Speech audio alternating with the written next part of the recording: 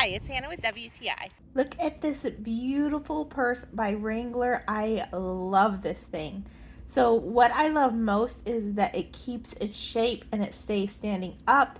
It holds so much, and even the inside of this purse is pretty. So I'm able to keep all the stuff I need that I used to keep in a diaper bag in here. I have a coloring book for her. I can carry my laptop in this thing and all the other stuff I need in my purse. And I can easily zip it closed and keep all of it hidden. And on top of all of that, it's beautiful. I get so many compliments on this purse.